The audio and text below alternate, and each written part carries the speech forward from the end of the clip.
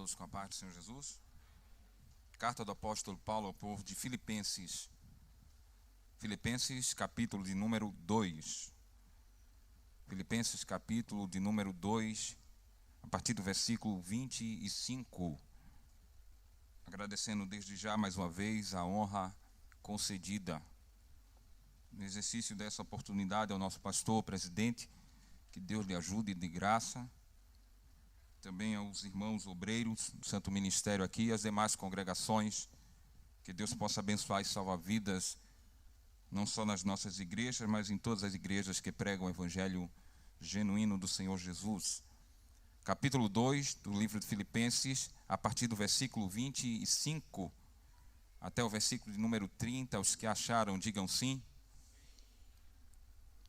Julguei, contudo, necessário mandar-vos Epafrodito, meu irmão e cooperador e companheiro nos combates, e vosso enviado para prover as minhas necessidades, porquanto tinha muitas saudades de vós, todos, e estava muito angustiado de que tivesseis ouvido que ele estivera doente. E de fato esteve doente e quase à morte. Mas Deus se apiedou dele, e não somente dele, mas também de mim, para que eu não tivesse tristeza sobre tristeza. Por isso vos enviei mais depressa, para que, vendo outra vez, vos regozijeis e eu tenha menos tristeza. Recebei-o, pois, no Senhor com todo gozo e tendo honra, porque pela obra de Cristo chegou até bem próximo da morte, não fazendo caso da vida, para suprir para comigo a falta do vosso serviço. Diga amém. Que Deus possa continuar falando aos nossos corações. Eu queria que você retomasse a sua Bíblia na carta do apóstolo Paulo ao povo de Filipenses. Este livro que já foi também tema já de estudos, de aprendizado, muitos conhecem dele e tem as suas características muito vantajosas. A cidade de Filipos tem esse nome em uma homenagem feita a Filipe da Macedônia, pai de Alexandre o Grande, que em 358 a.C. ele invadiu a cidade e a sitiou. Também sabemos por pesquisas que César Augusto tornou a cidade de Filipos uma colônia romana e vê a desenvoltura dela se tornando um lugar muito importante por causa que ela ficava numa via onde mercadores constantemente paravam por ali, e se tornou um lugar estratégico para a pregação do Evangelho entre Roma e Constantinopla.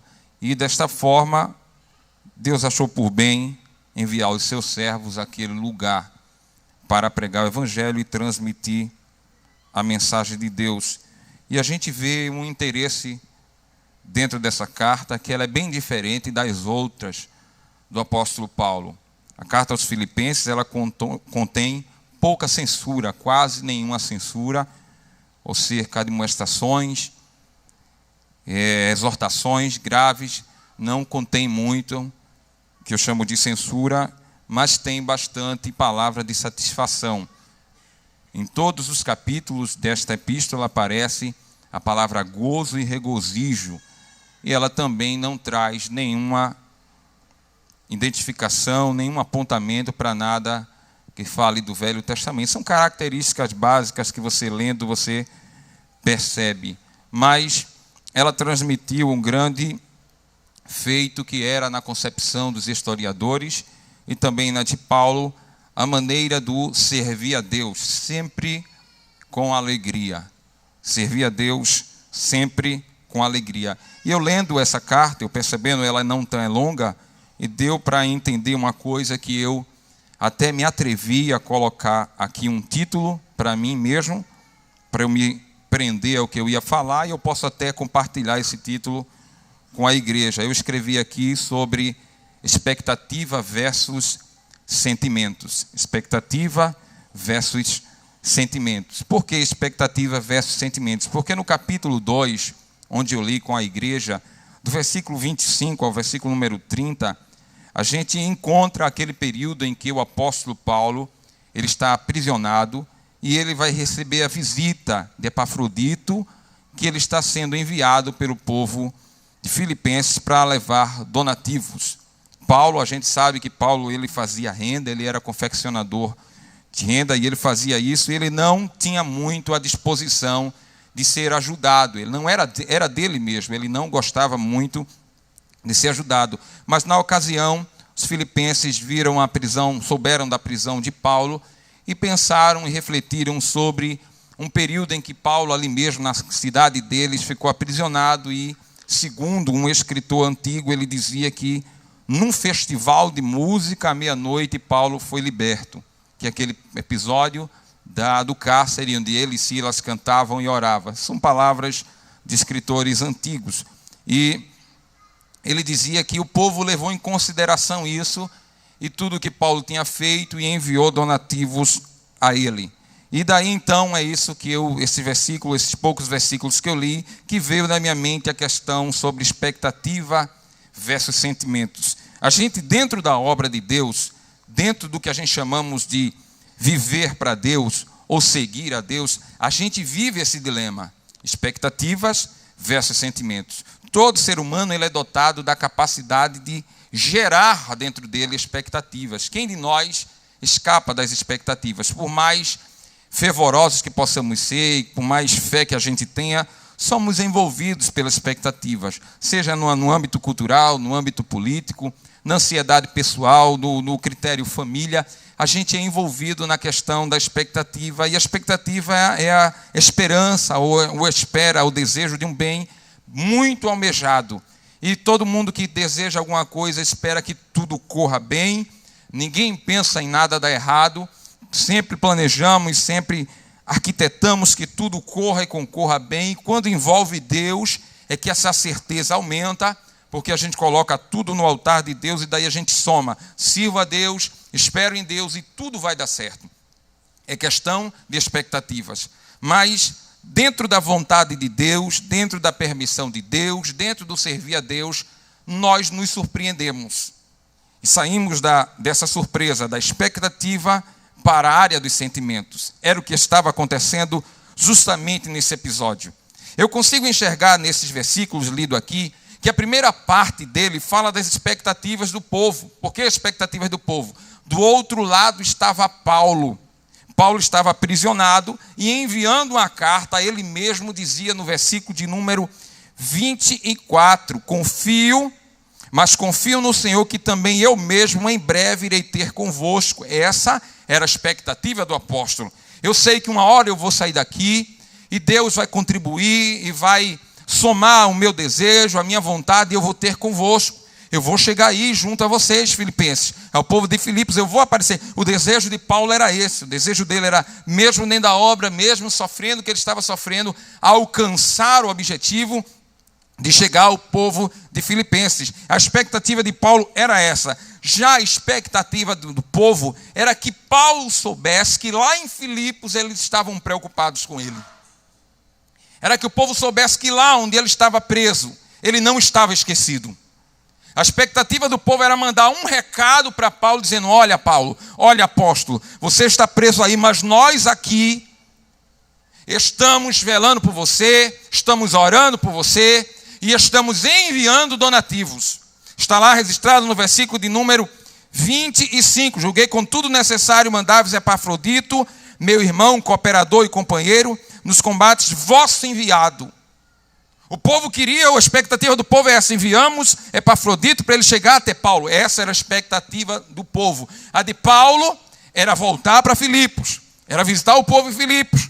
A do povo era que Paulo recebesse notícias que haviam intenção de cuidar para com ele. E a de Epafrodito? O versículo de número 25 diz que ele era o enviado. A expectativa de Epafrodito é: eu vou cumprir aquela determinação. O povo de Filipos me deu uma determinação, me deu uma missão. Pega os donativos e vai levar até Paulo. A tua missão é essa: chega lá. Conseguimos encontrar as expectativas. E as expectativas de Paulo, do povo de Epafrodito. E Deus está sentado no trono, observando tudo. Porque bom seria que toda hora que a gente gerasse, somasse, criasse uma expectativa, Deus enviasse um anjo. Seria bom que toda hora a gente tivesse um sonho. Que cada coisa que a gente planejasse, Deus mandasse um recado. Como seria fácil, a gente resolveria tudo. Mas o que nos impressiona é que tem hora que a gente está escrevendo, planejando, preparando, passa dia, passa horas, passa anos, e Deus em silêncio no trono dele. E a gente fica perguntando, será que Deus está aprovando ou Deus não está aprovando? O conceito dos mais normais de todos diz, não, já que ele não foi contra, é porque ele é a favor. Investe nisso. Deus apenas está sentado no trono dele e observando todas as coisas. Porque ele entende a nossa natureza humana. Ele conhece que nós somos voltados para isso. Mas acima de qualquer expectativa está o projeto de Deus. E o projeto de Deus, ele é absoluto. Eu estava lendo na parte da manhã, eu vi uma frase em um dos livros que eu estava lendo, que dizia assim, que somos imortais até Deus cumprir o propósito na nossa vida. Eu estava lendo porque, meditando sobre a vida de Jó, eu percebi que quando Satanás investe na vida de Jó, ele ataca Jó de uma maneira, e o primeiro ataque que ele faz, ele tenta denegrir a imagem de Deus em relação a Jó, e a de Jó em relação a Deus. Ele chega para Deus e diz assim, olha, Jó te serve porque tu compra ele com barganha. Ele só te adora porque tu és Deus, um Deus carente de adoração, e beneficia ele para ele te adorar. Se tu tirar tudo, Jó não te adora. Ele está fazendo duas coisas claras. Que Deus é carente e a gente só está aqui se ele der saúde, se ele der comida, se ele der família, se ele der dinheiro. Ele está dizendo que se não fossem as benesses de Deus, a gente não estaria aqui dando glória a ele. E por outro lado, ele está dizendo, o homem se corrompe com facilidade. O homem se vende a Deus com facilidade.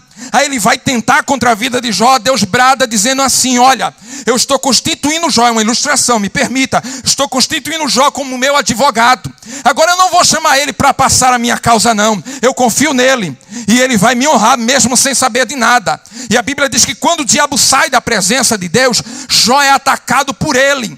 E ele diz, não toca na vida dele, ele não vai morrer. Por quê? Porque Deus tinha um propósito acima de tudo. Jó não morre porque Deus tem um propósito. Ele perde família, ele perde negócio, ele perde a saúde, ele perde tudo. A mulher incita ele, amaldiçoa teu Deus e morre. E indiretamente comete um suicídio. Perverte o conceito contra Deus e ele te mata. O próprio Jó chegou a dizer assim, era bom que Deus me esmagasse com a sua mão e arrancasse a minha vida. Mas Deus estava lá no trono dizendo assim, não, você aí embaixo me representa. Porque você me conhece na bonança e vai me conhecer também na miséria. Você me conhece em cima do monte, mas vai me conhecer no vale. Porque eu tenho um propósito na sua vida. E você não pode morrer. Deus nos constitui imortais até o propósito dele se cumprir. Mas nesse meio termo, até entender isso, a gente fica aqui num pé e no outro, nas expectativas. E a primeira parte do texto essa noite, a gente encontra expectativas. Mas a segunda parte, o segundo ponto que eu quero abordar, o apóstolo Paulo agora está falando não mais de expectativas. Ele está falando da parte de sentimentos. Quando a expectativa se frustra, o que sobra é sentimentos. Amarguras, tristezas, decepção.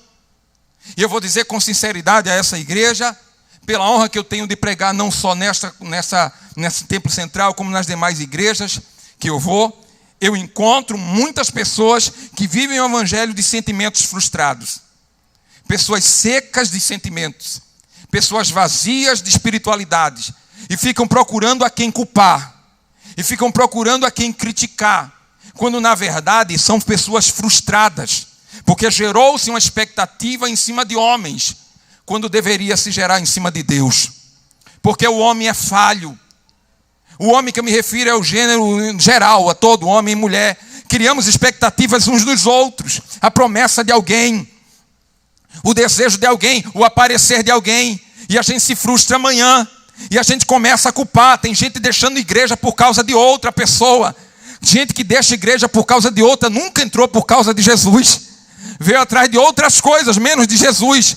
Mas Deus entende que nossa natureza, ela é pecaminosa e é tendenciosa a essas fraquezas sentimentais. Aí Deus nos reúne essa noite, usa o pastor Marcos aqui para dizer a você: eu vim aqui para suprir as tuas expectativas e também sarar os teus sentimentos frustrados. Eu te trouxe aqui essa noite para dizer: você vai sair daqui cheio da alegria de servir a Deus com unanimidade, de modo único. A glória é só para Ele, a honra é só para Ele, e o teu servir tem que ser só para Ele. Para você não ficar cantando triste, pregando triste, servindo triste. Eu escrevi hoje uma frase que dizia o seguinte: o modo mais fácil de fazer uma crítica inútil é sentar na arquibancada. Fica lá em cima e é fácil fazer a crítica. Vai para a arena lutar, que você vai ver como é diferente as coisas. Críticas inúteis saem dos lugares mais altos da arquibancada, de onde se vê a luta de binóculo. É muito fácil, meu irmão. Agora na luta ninguém quer ir. Sabe o que eu chamo isso? Pessoas frustradas. E quem escapa da frustração? O apóstolo Paulo está lá preso. E quando ele menos espera, chega um mensageiro de Filipos. E a Bíblia Sagrada diz que Epafrodito, ele vai levar os donativos, vai levar as notícias do sentimento do povo. E agora eu quero chamar a tua atenção para uma mente fértil que o pastor Marcos tem, imaginando quando Epafrodito recebeu aquela missão. Vai lá e leva a Paulo notícias que estamos preocupados com ele. Ele sai todo alegre, pastor Alexandro. Ele sai todo alegre dizendo: eu sirvo para alguma coisa. Não estou dizendo, estou incluindo só nesse fato. Eu sirvo para alguma coisa, para levar uma mensagem, para levar um donativo. Eu encontrei uma missão para fazer. E ele vai no caminho, mas a Bíblia diz que quando ele chega lá onde Paulo está, ele cai doente. E se encerra sobre Epafrodito aí. Fica o povo lá em Filipos, agora movido pelo sentimento de desgosto, o qual não tem notícias dele. Epafrodito sumiu. Ele começou e não terminou. Ele começou cantando, ele começou pregando, decorou o Salmo 23, ele começou visitando a igreja e de repente sumiu. Epafrodito se entristeceu com alguma coisa e desapareceu. Epafrodito sumiu do mapa. Ele era tão fervoroso, ele gostava tanto, ele acreditava tanto em Deus e some. E lá em Filipos alguém está dizendo: cadê Epafrodito? Ele desapareceu, ninguém sabe notícia dele. E a Bíblia diz que ele foi e não mandou notícias. Ninguém sabe. E o que resta é um sentimento de frustração. Não conseguimos mandar a mensagem para Paulo. Epafrodito não conseguiu cumprir a missão. E o apóstolo Paulo fala agora dos sentimentos dele, não mais do povo. O versículo de número 26 e 27, o apóstolo Paulo fala de saudades do povo, de angústia sobre angústia, tristeza sobre tristeza. Era o apóstolo Paulo preso dizendo assim: eu queria ter convosco, eu queria que viesse alguém daí, eu queria que chegasse alguém para me dar notícia. E a única pessoa que foi enviada não conseguiu chegar lá. Sabe como é o sentimento, meu irmão, de começar e não terminar? É mais ou menos vir para a igreja com medo do que está acontecendo aí fora, e por causa disso não dá uma glória para Jesus. É mais ou menos chegar na igreja e ficar nessa de todo domingo sai a mesma promessa, mas eu não vejo nada acontecer. Talvez é porque não chegou a tua hora ainda. Mas o que é que Deus tem a ver com isso? O que é que culpa Deus tem quando as coisas aqui acontecem e nos frustram?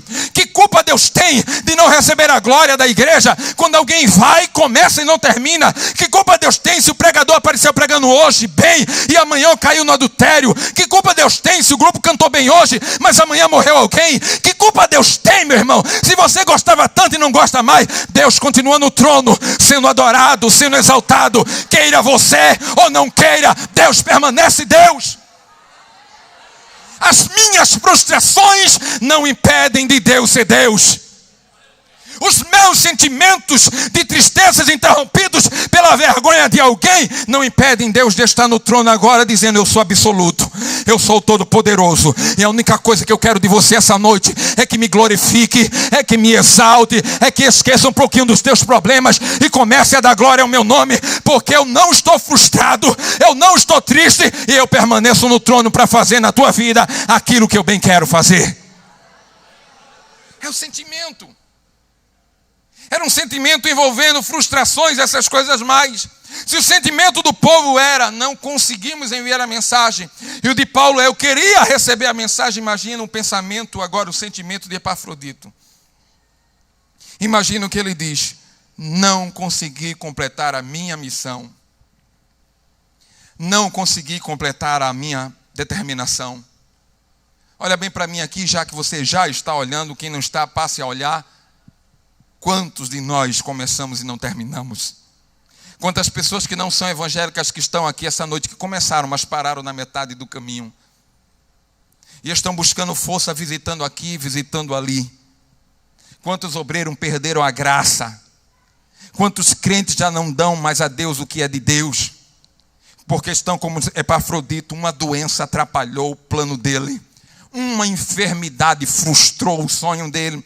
E Epafrodito cai numa cama dizendo assim: não consegui. Eu queria ter levado adiante. Como vai ser a minha recepção quando souberem que eu não consegui cumprir? Epafrodito está agora dentro da cabeça dele com um sentimento que dizia ele assim: não dá para ir mais adiante. É melhor não insistir nesse negócio. Servir não dá para mim. Temos expectativas e sentimentos, mas Deus não vive à base de expectativas e sentimentos. Deus vive uma eterna realidade. Deus não fica preso nas coisas que ficaram para trás. Deus não fica preso nas decepções presentes, mas Ele já está olhando para o futuro dizendo: eu tenho uma realidade diferente para mostrar a você. Agora cabe você querer. Como, pastor? Pergunta alguém do teu lado aí: você quer continuar? Pergunta ela: você quer continuar? Olha nos olhos dele e diga assim: não vai ser fácil. Alguém vai querer atrapalhar. As enfermidades estão aí, as decepções, mas você vai querer continuar? Pergunta: você vai querer continuar? Porque Deus tem uma realidade para mostrar a você essa noite. Deus tem uma realidade para mostrar para quem quer continuar. Não pense que quem não quer, Deus vai fazer cena, Deus vai barganhar, como o diabo dizia a Deus. Não pense, não quer, fica aí quieto. Mas tem quem queira. Não quer adorar, tem quem queira. Não quer fazer, tem quem queira. Agora, se você não faz, fica calado e deixa quem faz fazer direito e fazer para a glória dele. O teclado desligou não, né? Pode me ajudar aí no teclado. Você quer continuar? Eu vi um pastor dizendo na televisão certa feita que música é sensacionalismo. Se ele acha, amém. Eu não acho. Para mim, música é suavidade. Me dá mais segurança. Só ele com fone de ouvido para a igreja. Mas como resolver o problema de Epafrodito? Como resolver? Só encarar as coisas pela realidade. E como assim encarar as coisas pela realidade? Quando Paulo recebe Epafrodito, que fica meio, já pensou, um preso tomando conta de uma pessoa enferma? Os efeitos do seu cuidado eram todos eles limitados. Mas Paulo sabia que Epafrodito precisava viver. E a Bíblia Sagrada diz que ele andou pelo vale da sombra da morte. Quase foi. Que experiência, meu irmão. Olha bem para mim agora. A pessoa saiu de casa para fazer uma coisa para Deus. E quase morreu. Saiu para adorar pastor Alexandro. E foi pelo caminho da igreja. E quando menos esperou, estava no vale da sombra da morte. Saiu para fazer o bem. E foi surpreendido por uma enfermidade. E agora? Vai morrer. Paulo escreveu, ele quase morreu. Diga para alguém assim, mas foi quase. Diga, foi quase. Foi quase.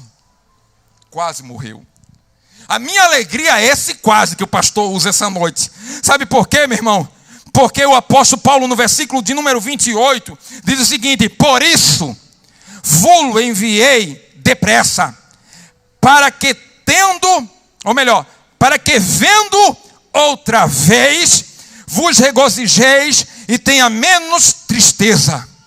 Quando eu li o versículo 28, eu vi o apóstolo Paulo mandando um recado de volta. Estou enviando não uma carta, eu estou enviando o próprio Epafrodito e dizendo a você: não morreu, ele está vivo. E Paulo disse assim: eu vou animar quem puder ver, eu vou enviar ele com pressa para que quem possa ver se anime. Ele estava dizendo assim: vamos suprir a expectativa frustrada, o sentimento de decepção pela realidade. A realidade é essa. Quem pensou que Epafrodito morreu, olha ele aí de novo. Ele vai aparecer. Eu tenho uma mensagem para dar aos crentes que estão me vendo, me ouvindo e que estão aqui dentro dessa igreja. Esta semana vai ser uma semana diferente. Não é por causa de decisões na área política, não. Sabe qual é? Sabe por que é? Sabe por que é diferente essa semana? Porque Deus vai mandar você sair dessa igreja e vai aparecer e alguém vai dizer: quem é ele? Quem é ela? E Deus vai dizer assim: apareceu, ele está vivo, ela está vivo, superou as expectativas. Levanta a mão e adore a ele, levanta a mão e adore a ele. Você vai aparecer. Ei, não é se mostrar. Deus vai fazer você aparecer. Você precisa aparecer. Você precisa aparecer. Diga para alguém: você precisa aparecer. Está tão friozinho, sabe? Está uma pessoa tão acuada, está uma pessoa tão pressionada, está uma pessoa tão indisposta. Deus essa noite te chamou para essa igreja para te dar ânimo, para te dar alegria. E essa semana você vai aparecer diferente no trabalho, vai aparecer diferente na faculdade, vai aparecer diferente na igreja. Eu sei que você vai aparecer. E quem disse ele morreu, ela morreu, vai ter que suportar. Você vivo, você dando glória, você vai aparecer, porque Paulo mandou o recado. Alguém precisa ver que você está vivo. Alguém precisa ver que você ainda crê. Alguém precisa saber que nada está acabado. Mas chegou perto da morte, mas não morreu. Quase foi, mas quase. Na vida do crente, a fé nos ensina os quases.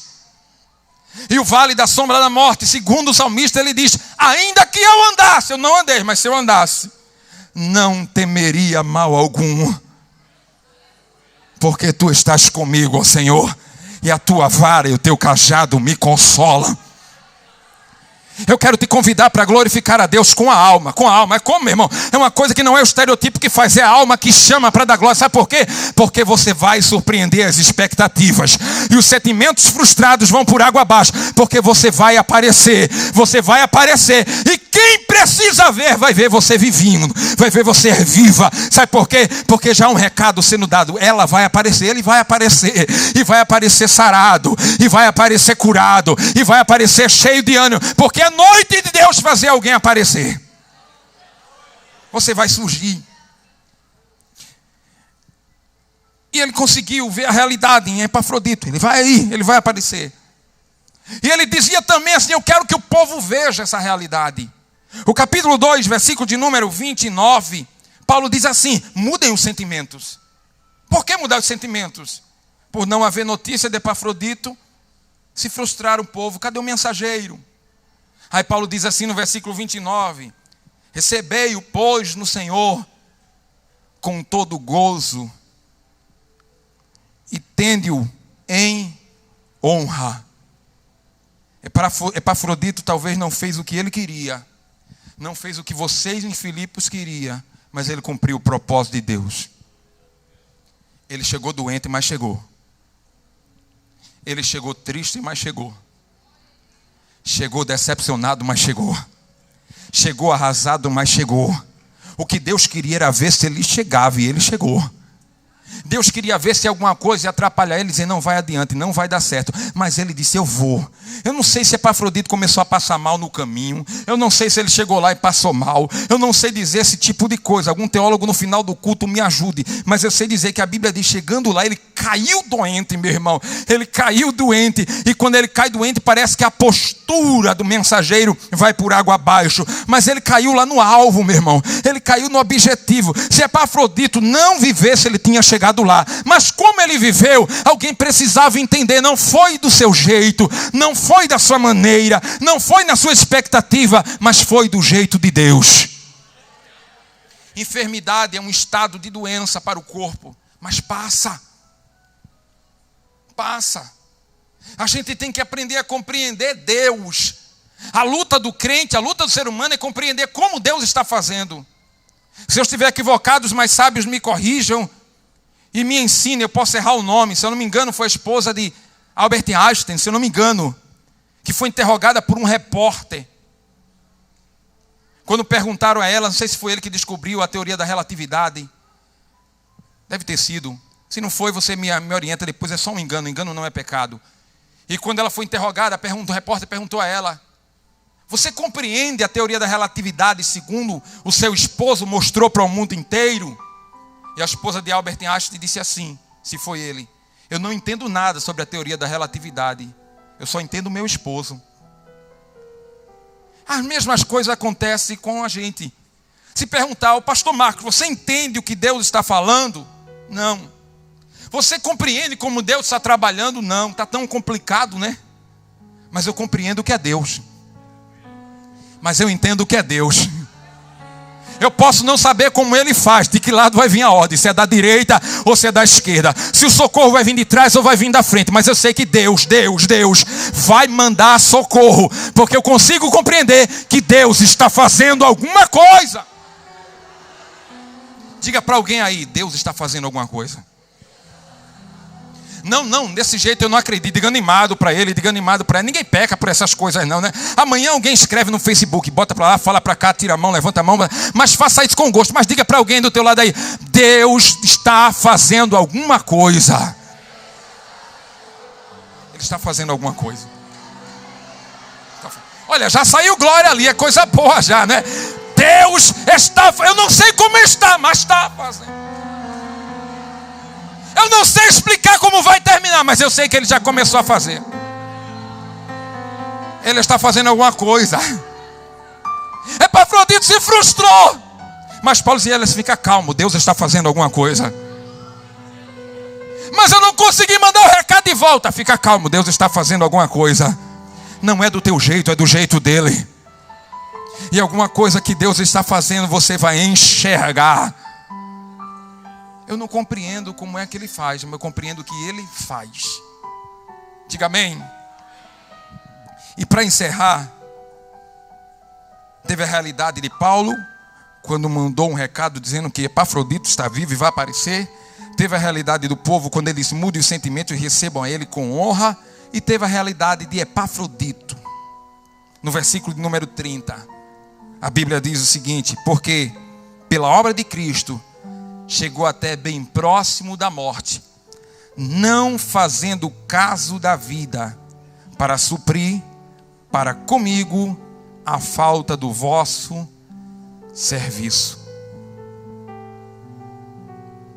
Qual é a realidade de Epafrodito? Quando Paulo se despede dele, manda a carta por ele, ele toca no ombro dele e diz: você conseguiu, você chegou, você cumpriu. Volta lá, que tem muita gente desejando ver o que você fez. Só bastava um recado. Agora Epafrodito vai voltar com uma carta. E na carta dizia assim: recebam ele com muita honra, porque quase morreu. Fez tudo à base do sacrifício. E Paulo escreve no versículo 30 dizendo: não fez caso da própria vida, mas antes desejou agradar a Deus, cumprindo a determinação. A realidade, longe das expectativas e das frustrações, Epafrodito chega no último suspiro e diz a Paulo: se eu morrer, manda um recado para o povo dizendo assim, que eu morri tentando, mas eu não morri como covarde.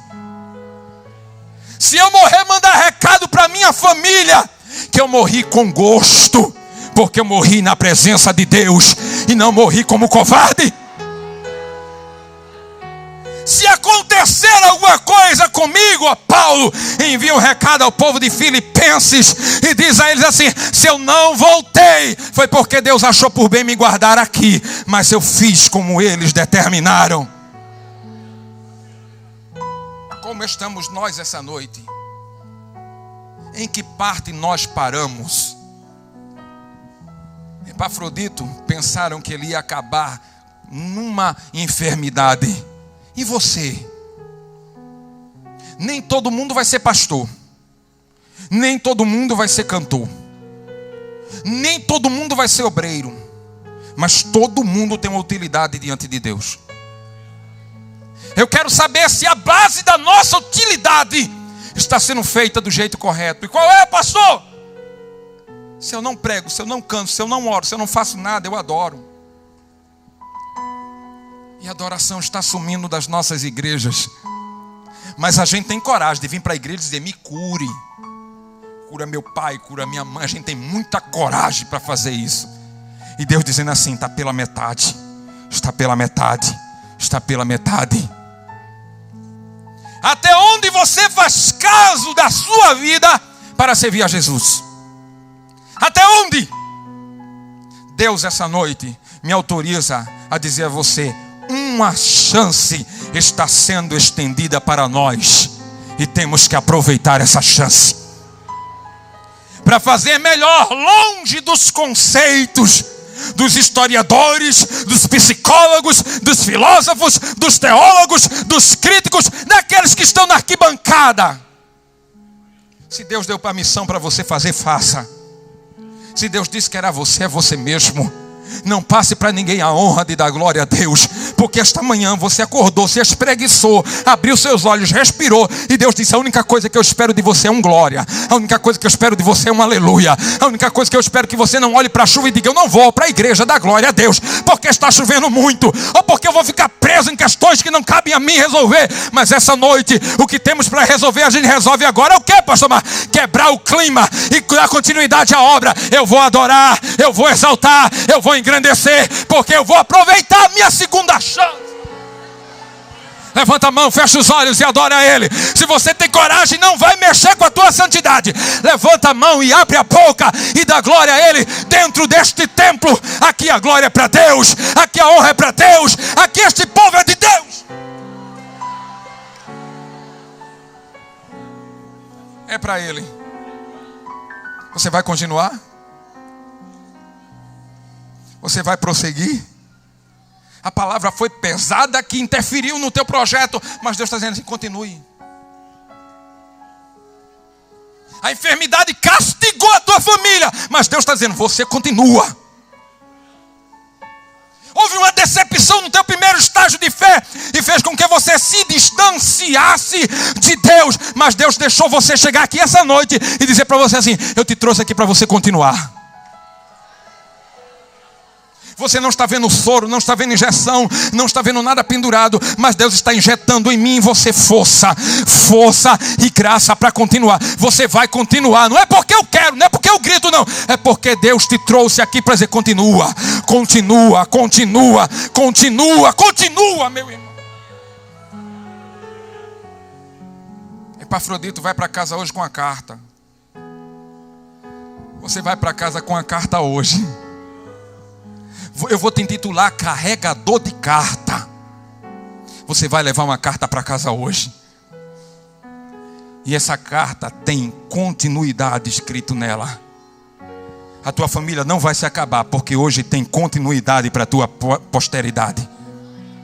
Essa enfermidade não vai destruir você nem a tua parentela, porque essa noite na carta está escrito: Deus vai fazer continuar a tua parentela e a saúde vai chegar, basta você acreditar. Quer continuar? Olha do teu lado, vê se tem uma pessoa que chegou aqui meio que convidado por alguém. E quem sabe o primeiro tópico da vida dela foi expectativa, o segundo foi sentimentos frustrados. Mas eu estou te mostrando uma realidade. Você ainda respira. Tem jeito. Você ainda se mexe. Tem jeito. Você ainda está aqui, ainda não foi embora, tem jeito. E vai um recado daqui para lá: você está vivo. E porque está vivo tem jeito.